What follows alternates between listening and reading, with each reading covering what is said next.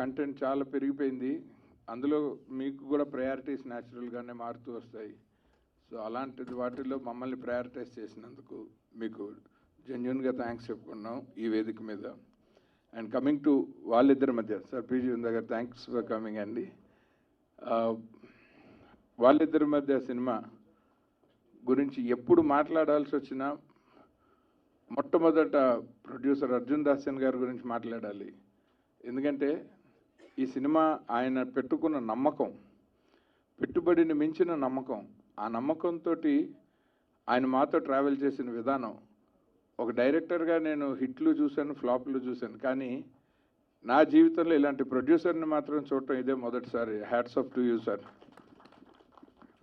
నాకు ఎప్పుడు ఒక కోరిక ఏంటంటే, మొదటి నుంచి నేను అసిస్టెంట్ డైరెక్టర్గా ఒక సురేష్ బాబుని, అరవింద్ గారిని, వీళ్ళందరినీ చూస్తున్నప్పటి నుంచి ఎక్కువ మంది చదువుకున్న వాళ్ళు ఇండస్ట్రీకి రావాలి. వాళ్ళలాగే తర్వాత తరంలో కూడా డబ్బున్న వాళ్ళకంటే చదువుకున్న వాళ్ళు రావటం వల్ల ఇండస్ట్రీ మామూలుగా డబ్బున్న వాళ్ళ వల్ల ఒక 3 ఏళ్ళు సినిమాలు తీయగలమేమో, కానీ చదువుకున్న వాళ్ళ వల్ల 30-40 ఏళ్ళు సినిమాలు తీయగలం. అట్లాంటి వాళ్ళు ఇండస్ట్రీకి రావాలని కోరుకుంటుండగా లక్కీగా మా మిత్రుడు అన్నపూర్ణ ఫిల్మ్ స్కూల్లో డీన్గా పనిచేస్తున్న కిరణ్ కుమార్ గారు ఆయన పరిచయం చేశారు.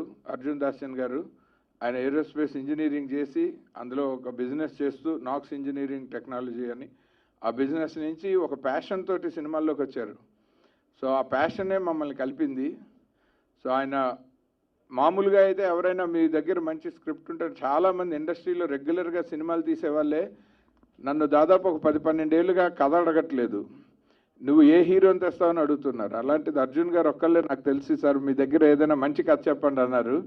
7-8 కథలు చెప్తే ఈ కథ చాలా కాంటెంపరీగా ఉంది అని ఒప్పుకున్నారు. తిరుపతి తీసుకెళ్ళి నన్ను కూర్చోబెట్టి నా దగ్గర ఎన్ని కథలు ఉన్నాయో అన్నీ విన్న ఏకైక ప్రొడ్యూసర్ ఆయన. Sir thank you so much sir.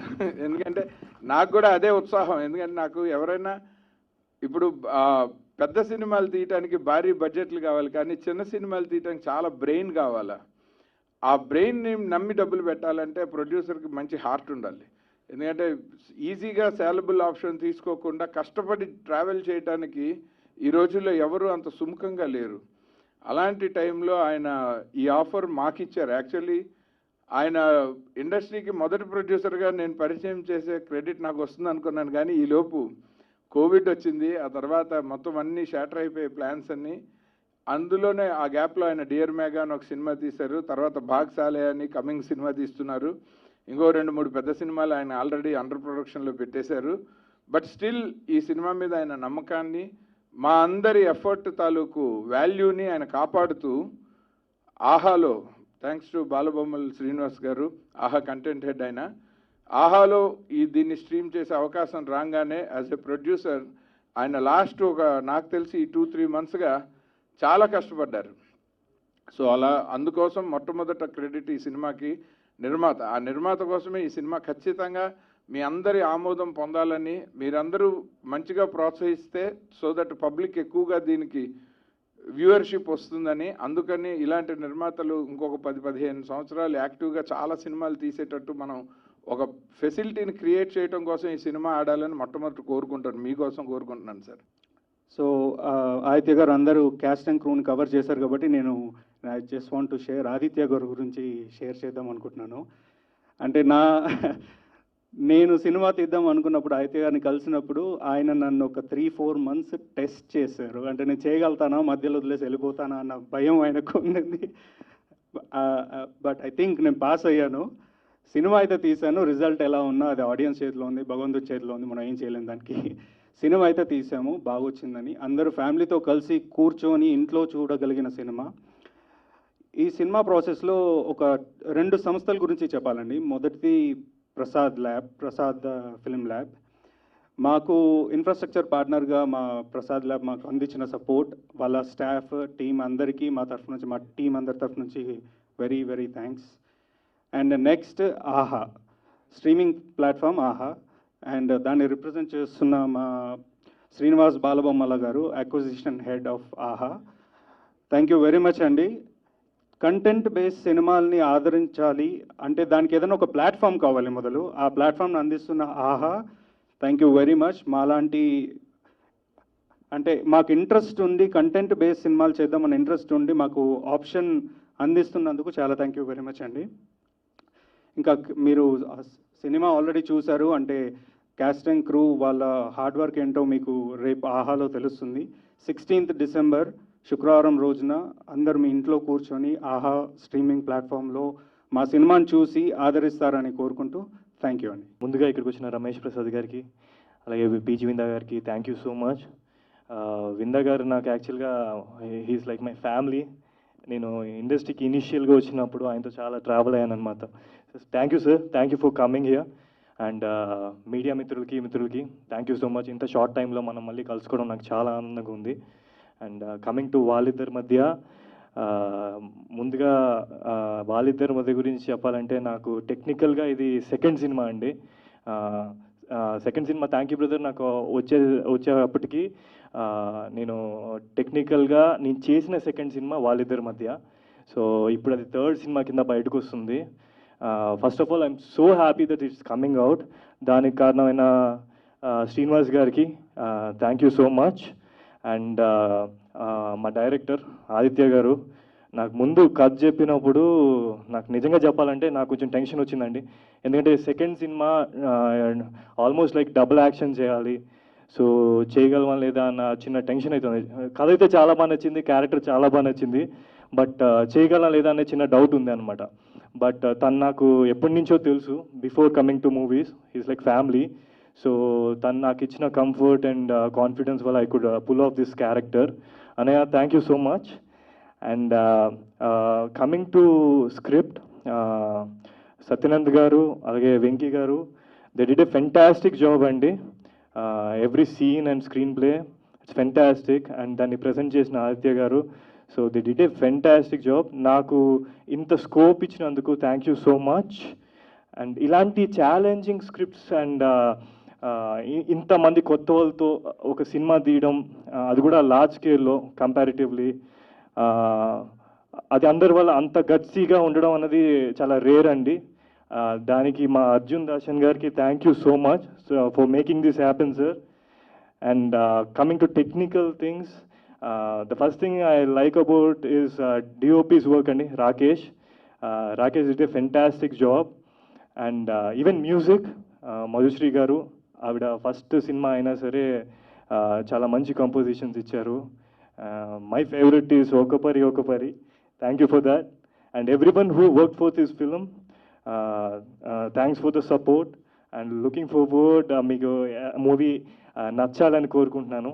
Thank you each and every one. V N Aditya గారు, నేను, వివేక్ కూచిబోట్ల గారు Vijayawada Parvathaneni Brahmayya Siddhartha college of arts and సైన్స్లో కలిసి చదువుకోలేదు, గ్యాప్ ఇచ్చి చదువుకున్నాం.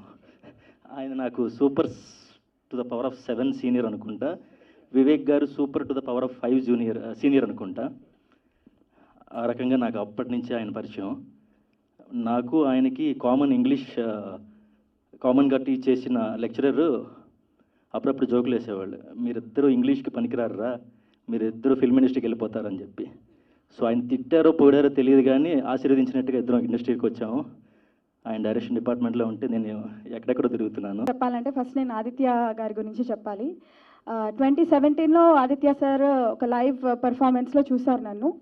అండ్ అప్పుడు నేను ఓన్ కంపోజిషన్స్ ప్రజెంట్ చేశాను అనమాట స్టేజ్ మీద. And that was the first time Aditya sir చూశారు అండ్ నా కంపోజిషన్స్ వినిపించడం జరిగింది.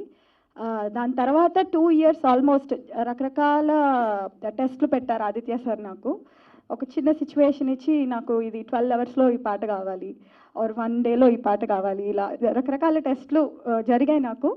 అండ్ ఒకరోజు అలానే నాకు థర్స్డే రోజు కాల్ వచ్చిందనమాట ఆదిత్య సార్ దగ్గర నుంచి. ఒక చిన్న సిచ్యువేషన్ చెప్పారు. స్కైప్ కాల్లో హీరోయిన్ ఫస్ట్ టైం చూస్తే మీరు ఎలా ఎక్స్ప్రెస్ చేస్తారో దీని మీద లిరిక్ మీరే రాసి పాడి ప్రోగ్రామ్ చేసి నాకు పంపించండి అని. నేను అది కూడా టెస్ట్ అనుకునే చేసేసాను, పాట పంపించాను. పాట అర్జున్ దాసన్ గారికి వినిపించేశాక నాకు చెప్పారు this is going for a movie. నేను ఇంగ్లీషు తెలుగు మిక్స్ చేస్తాను. It's only way I could communicate to you certain extent. నా పేరు Ramesh Prasad, more well known as the son of L.V. Prasad, who is the doyen of the industry, you all know.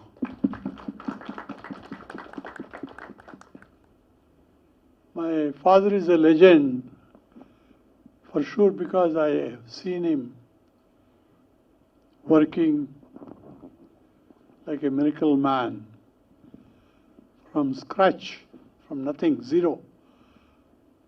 He never went to school. He didn't know Hindi or English. Of course, he knows Telugu, for sure. So, we are from a place near Vijayawada called Eluru, in a village called Somavarapadu.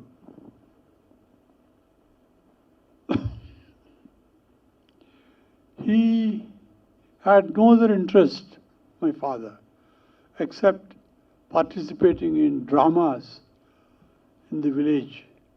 And he pursued his interest all his life till the end. My grandfather was a rich man, supposed to be a farmer with substantial land, 100 acres. He is also a very hard-working man, and he also tremendously put in efforts, and he had got an idea of growing silk in Andhra. With that intention, he borrowed a lot of money. You know that insects for growing silk. He borrowed a lot of money, and in the end, climatically, there is no support as of today, where the government gives all the directions for the successful agriculture. Climatically, it's not suitable, so all that insects that he got, they all died, and he lost all the land that he had, and he is compelled to declare insolvent.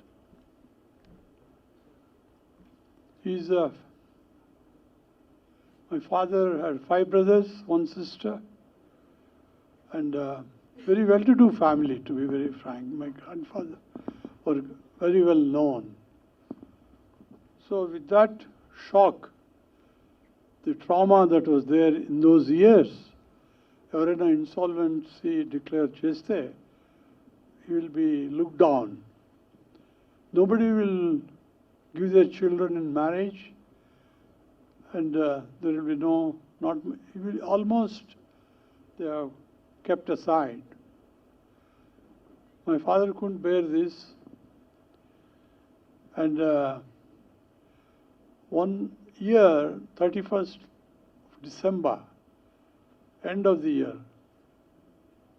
he decided he couldn't take up the trauma of this insolvency and all that. So he had only 100 rupees in his pocket. He didn't know Hindi, English, nothing at all. He left my mother.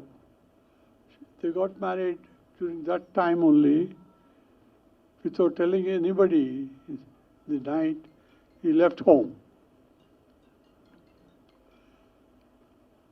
Next morning, everybody thought he's missing,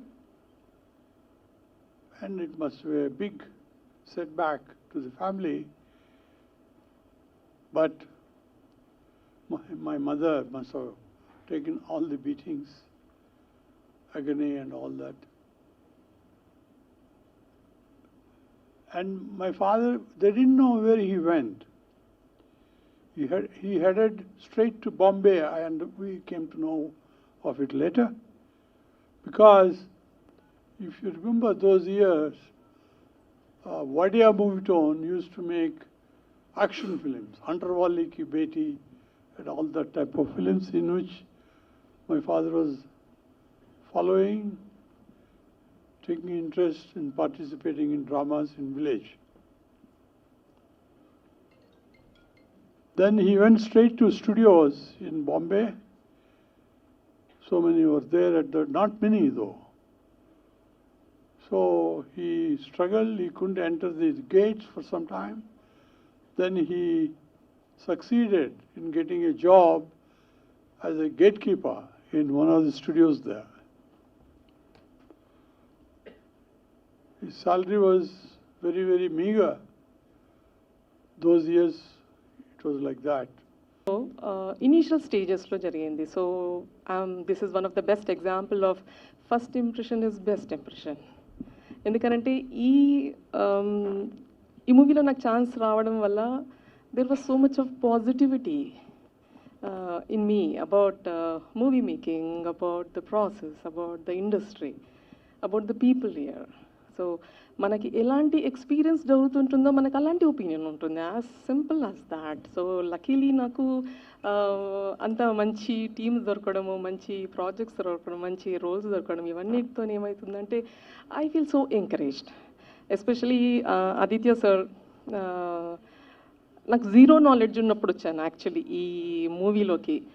నాకు మహేష్ గంగిమల్ల గారు ఇట్లా auditions అవుతున్నాయి అక్క try చేయండి అని ఇట్లా audition video చేసి పంపించాను అంటే ఏదో క్యాజువల్గా చేసి పంపించాను. And then I got a call from the office that I'm selected. నేను ఇలా ఎవరితో మాట్లాడుతూ ఇట్లా విఎన్ ఆదిత్య గారు మూవీలో ఛాన్స్ వచ్చిందంటే అక్కడున్న నలుగురు ఎదురు లైక్ వాట్ విఎన్ ఆదిత్య గారా అని అన్నప్పుడు that was the first time I was like oh he seems to be some big man. నాకు అప్పుడు తెలిసింది విఎన్ ఆదిత్య గారు ఏంటనేది. ఫస్ట్ హ్యాండ్ ఇన్ఫర్మేషన్ అక్కడ దొరికింది. అండ్ దెన్ తనతో ట్రావెల్ చేస్తూ వర్క్, ఆ తర్వాత it was like picnic for us. అంత ఎంజాయ్ చేసాం everyone, we enjoyed so much. And sadly ఈ మధ్యలో కోవిడ్ రావడం వల్ల కొంచెం డిలే అయిపోయింది.